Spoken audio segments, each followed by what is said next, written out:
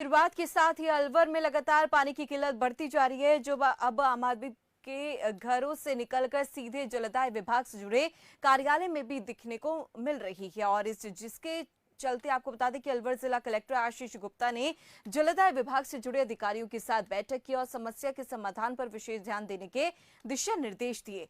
इस बीच हमारे संवाददाता समर गुप्ता ने जिला कलेक्टर और समस्या से जूझ रहे लोगों से खास बातचीत की। गर्मी की शुरुआत के साथ ही अलवर जिले में पानी की समस्या इस कदर हो जाती है कि ऐसा कोई रास्ता नहीं, ऐसा कोई मोहल्ला नहीं जहां जाम की स्थिति ना हो। लोग जलदाय विभाग के कार्यालय में दिन रात चक्कर लगाते हैं कि उनके घर पानी आ जाए, लेकिन लोगों को चक्कर आ जाता है, लेकिन अधिकारियों की आंखों में शर्म का पानी नहीं होता। गंदा पानी सप्लाई कर देते हैं, लोग पीलिया जैसी बीमारियों से कहीं ना कहीं जान दे देते हैं। जिला कलेक्टर भी आज इस कार्यालय में पहुंचे हैं, संज्ञान ले रहे हैं, लेकिन कार्रवाई क्या होगी ये देखने का विषय रहेगा। लेकिन उससे पहले लोगों की समस्या सुनाते हैं। हमारे यहाँ समस्या 6 महीने से चल रही है। हम बार बार चक्कर काट रहे हैं जलदाय विभाग के, कभी पार्षद महोदय के। पार्षद हमारी सुनता नहीं है। 4 साल हो गई उस पार्षद को, लेकिन आज तक कभी मोहल्ले में मुड़ के नहीं देखा कि वहाँ क्या चल रहा है, सफाई चल रही है कि नहीं चल रही, नाले की सफाई हो रही है या नहीं हो रही। तक आपने शिकायतें कर दी हैं? हमने कम से कम नहीं तो 250 से 300 बार शिकायत कर दी, लेकिन हमको कोई संतुष्ट जवाब नहीं मिला। समस्याओं के समाधान में गुजरता है तलाश में। सुबह से शाम तक हमको यहाँ जलदाय विभाग, हम नौकरी करते हैं, प्राइवेट नौकरी करते हैं। सुबह से शाम तक हमारे छुट्टियों के पैसे कटते हैं अगर नहीं जाते तो। और हम यहाँ पे बैठे हैं पानी के चक्कर में। हम पानी के लिए, हमारे बूढ़े माँ बाप है वो घर में परेशान है। ईआरसीपी के मुद्दे पे पहले कांग्रेस सरकार थी, वो कहती थी केंद्र सरकार स्वीकृति नहीं दे रही।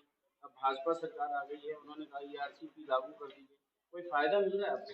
फायदा क्या, विधायक महोदय के पास में गए हैं, उनके पास में हमने समस्या रखी, 2-4 बार उसका निराकरण भी करा, लेकिन क्या है कि अब जलदाय विभाग हमारा है जो ये बिल्कुल सूना है, कोई ध्यान नहीं देता है किसी बात पे।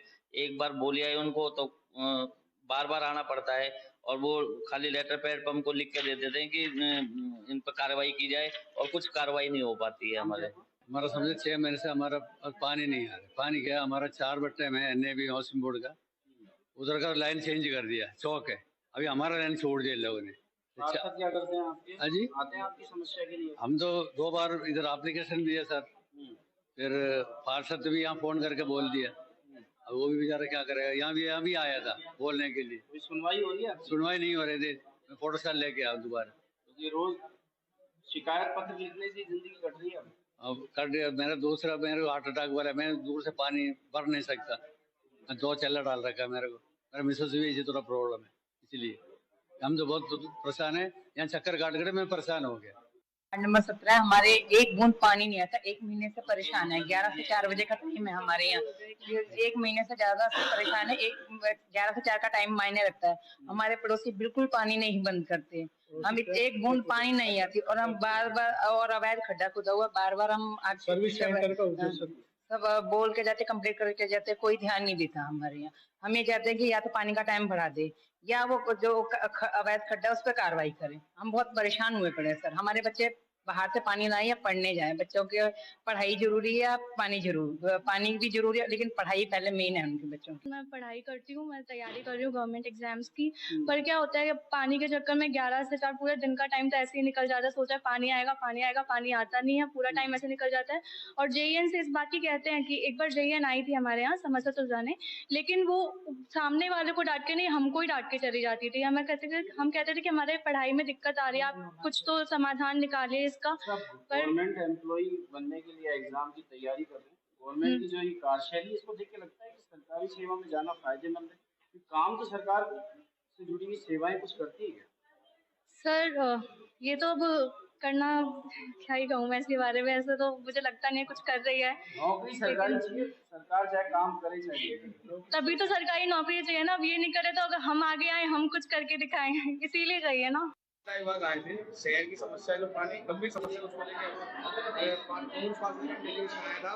तो पूरे शहर की जो बात है, आज पानी के टैंकरों के सप्लाई करके खाना पूर्ति कर रहे हैं, उसकी हमने शिकायत करी इनको। और वो कहा है कि टैंकर जहाँ पे पहुँचना चाहिए, जहाँ नहीं जाना चाहिए वहाँ टैंकर ये लोग पहुँचा रहे हैं। ये धांधली चल रही है, टैंकर में घपलाबाजी चल रही है।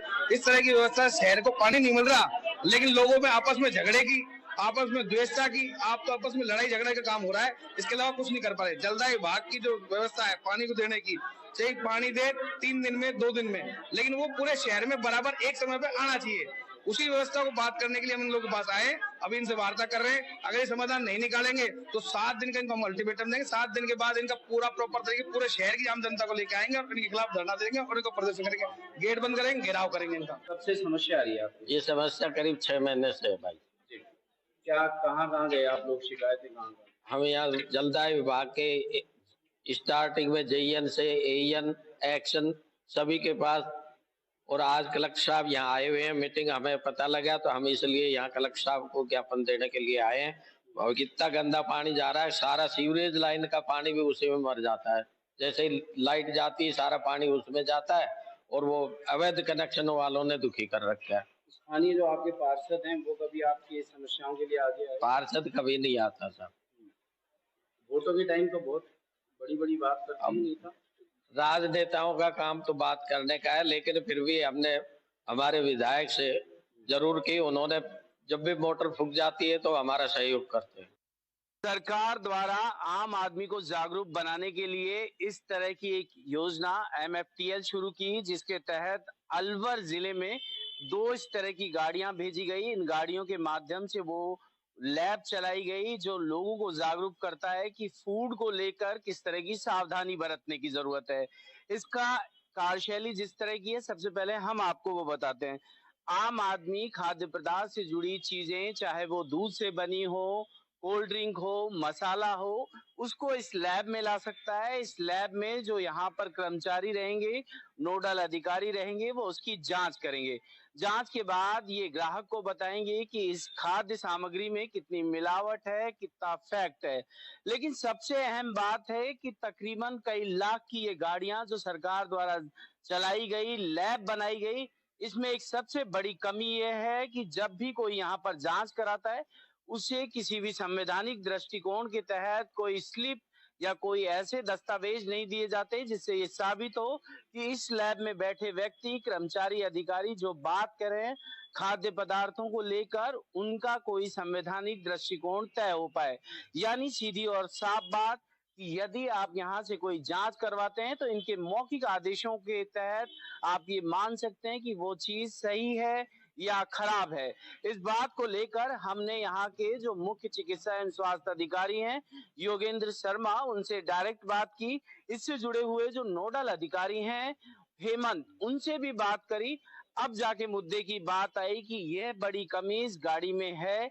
इस बात को लेकर एक प्रस्ताव भेजा जाएगा, सरकार तक सुझाव जाएगा कि आखिर जो जागरूक जनता अपने खाद्य पदार्थों में मिलावट की जानकारी चाहती है, उसको संवैधानिक दृष्टिकोण के तहत कोई रिपोर्ट क्यों नहीं जारी होती। इस बात को लेकर जल्द ही यह भी तय होगा कि हर इस वैन से वो संवैधानिक दृष्टिकोण से जुड़ी हुई रिपोर्ट उस ग्राहक को दी जाएगी, जिसके आधार पर वह कहीं भी यह कह सकता है कि इस खाद्य पदार्थ, मसाले, पेय पदार्थ में कहीं ना कहीं मिलावट है, और जिसके खिलाफ न्यायिक अधिकारी की बात ना की जाए, यानी न्यायिक प्रक्रिया की बात ना की जाए, तो अन्य स्तरों पर जाकर इसके खिलाफ कानूनी कार्रवाई जो प्रशासनिक स्तर पर होती है वो भी की जा सकती है। अलवर से खबर फास्ट के लिए मैं समर गुप्ता।